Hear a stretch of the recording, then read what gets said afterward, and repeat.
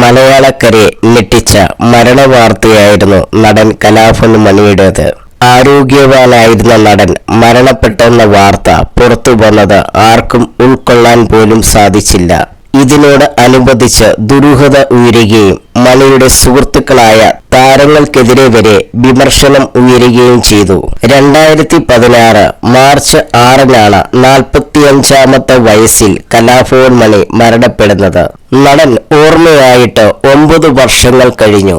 മണിയുടെ ഓർമ്മയോട് അനുബന്ധിച്ച് പിഷാരടി അവതരിപ്പിക്കുന്ന ഓർമ്മയിൽ എന്നും എന്ന പരിപാടി കലാഭവൻ മണിയെ ഓർമ്മിക്കുകയാണ് സുഹൃത്തുക്കൾ. നടനും സംവിധായകനുമായ നാദൃഷയും ധർമ്മജൻ ബോൾഗാട്ടിയും മണിയുടെ അനിയൻ RMB രാമകൃഷ്ണനും ഈ പരിപാടിയിൽ പങ്കെടുത്തിരുന്നു. കലാഭവൻ മണിയെക്കുറിച്ചുള്ള ഓർമ്മ പങ്കുവെക്കുന്നതിനിടയിൽ അദ്ദേഹത്തിന്റെ ആദ്യ സിനിമ കാണാൻ പോയപ്പോഴുണ്ടായ സംഭവത്തെക്കുറിച്ചും രാമകൃഷ്ണൻ ഓർമ്മിപ്പിച്ചു.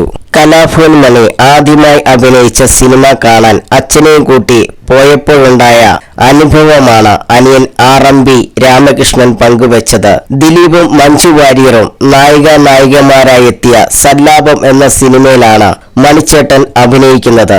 ഞങ്ങളുടെ അച്ഛന് തിയേറ്ററിൽ പോയി സിനിമ കണ്ട ശീലമൊന്നുമില്ല.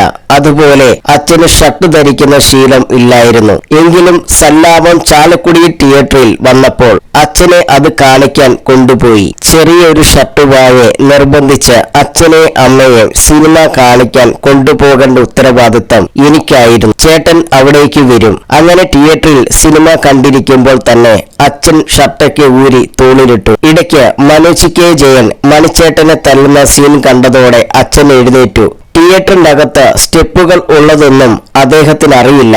അവിടുന്ന് ഇറങ്ങിയതോടെ തലയും കുത്തി വീണു. അങ്ങനെ എനിക്കും ചേട്ടനും ഫസ്റ്റ് ഷോ പോലും കാണാൻ പറ്റിയില്ല. ഞാൻ അച്ഛനെ കൂട്ടി വീട്ടിലേക്ക് പോന്നു.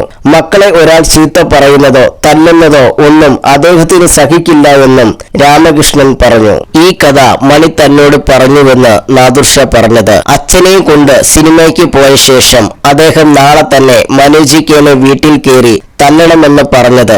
ആളെ കൈ കിട്ടിയാൽ അപ്പോൾ തന്നെ തല്ലും എന്നൊരു അവസ്ഥയിലായിരുന്നു. വീട്ടിൽ വന്നിട്ട് പോലും ആ ദേഷ്യം മാറിയില്ലെന്നും നാദൃഷ പറഞ്ഞു.